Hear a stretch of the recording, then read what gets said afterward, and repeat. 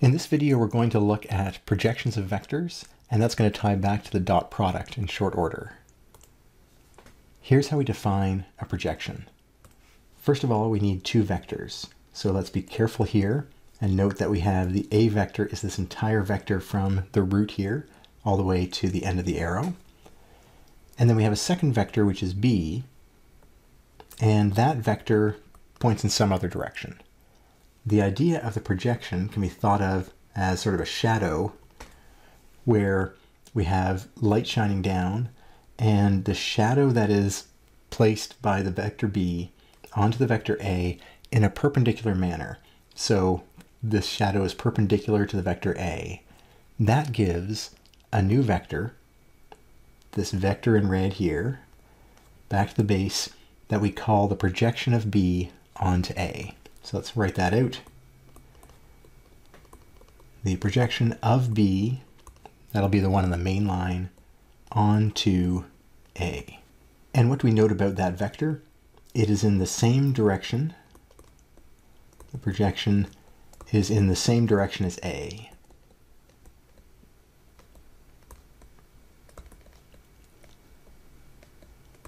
With the additional change that it might not be the same length. In fact, the length of A doesn't matter. It's all about the length of the shadow of B being put down onto A. So the length is defined by two things. The length of B, so the longer B is, the longer the shadow will be, but also the angle between A and B. So that's the idea. This isn't the only configuration that can be achieved though. In this particular case, we had an angle that was less than pi over 2 between those two vectors. It's also possible that we could have a larger angle, larger than 90 degrees, or an obtuse angle. And in that scenario, the same logic applies. If it helps, we can think of a decentralized light that's just shooting down illumination from above in a way that's perpendicular to A. And so then when we look at the shadow that is cast by the vector B, we end up with this projection vector that is in the opposite direction of A. So it's important to add that here, that the projection is in the same direction as A or the opposite direction. It's going to be somewhere along that line, but it may be, as in this case here, the projection is in the same direction as the entire vector A, or here A is pointing in that direction, but the projection is pointing in precisely the opposite direction. However, the length defined by the projection here is again dictated by how long the B vector is and what the particular angle between A and B is. Now, how would we go about computing that? We're going to need an intermediate phase, or it's certainly easier to think of it as an intermediate phase, and that is to calculate the component of B along A.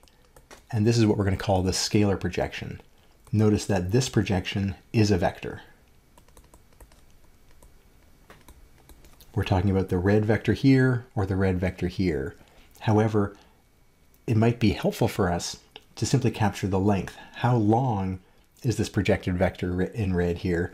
And knowing that it's going to be parallel to A, the length is going to give us most of the interesting information. So we define that scalar component using this COMP of B and then underscore A to capture that relationship. And if we keep our color scheme the same as we did on the last page with the blue vector, then what we're talking about as the projection is this right angle relationship between the two vectors for the projection, and then the length of this value here, this length is equal to what we mean by the component of B onto A. Notice we specifically allow this to be a signed value, and by that what we mean is we could have the same vector A,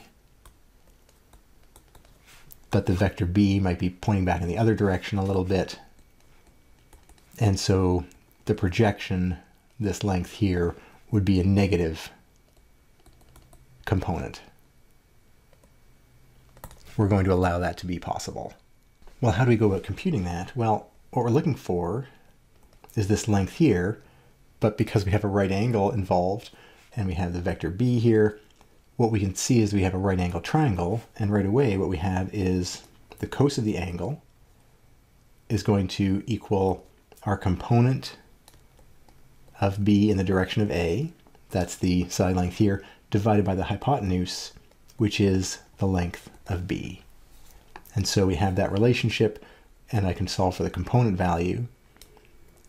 The projection of the vector b onto the vector a is going to equal the length of b times the cosine of the angle between a and b. We can see two important ingredients here. First off, that connection, that the length that we just captured is defined by the length of b and the angle between them. So there's the length and there's the angle between them. And we also see that this is going to tie back to a dot product before too long. Here's that same diagram rewritten out. The component of b in the direction of a is given by the length of b cos of theta. But we'd also like to get rid of this theta. What if we don't have the angle? What if we only have the components of the vectors a and b? Well, the nice thing we can throw back to is the dot product. The dot product of a and b is the length of each vector times cos of b, but hold on, this part here is exactly the same as what we have here, so that is the component of the vector b in the direction of a. We can actually isolate for that then. So if we isolate for that, the component of b in the direction of a is going to equal a dotted with b divided by, this is the only ingredient on the right hand side that wasn't in there already, divided by the length of a. And there's a nice way to think about that, which is isolating the a parts here and then taking the dot product. What we have in this direction, or in this component here, this element, is a unit vector in the direction of a.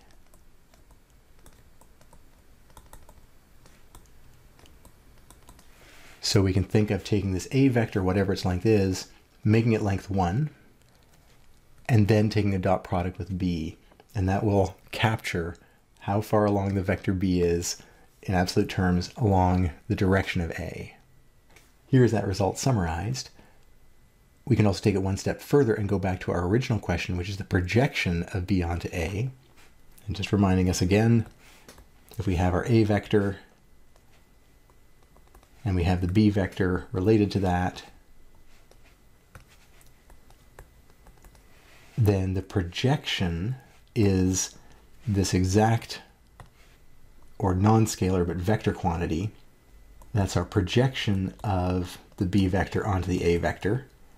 Well, that relationship is made up of two things. It's made up of a length. We found the length here.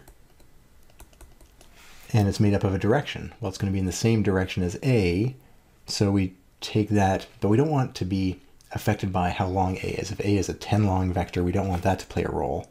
So we multiply by a unit vector in the direction of a.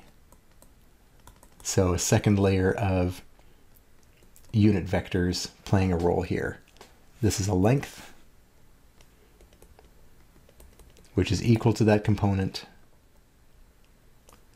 of b in the direction of a, and then we multiply that scalar value by a vector that's length 1 in the direction we want to travel. Sometimes we summarize that with this formula here, looking at the ingredients, but in my personal opinion, it's nicer to keep it separate and think of a over the length of a, unit vector in a direction, dotted with b, that does the projection for us. That whole calculation gives us a length, and then we say, oh right, if I want the direction to go with that, I want the direction to match the a vector, I build another unit vector in the direction of a and multiply those two to get the final answer.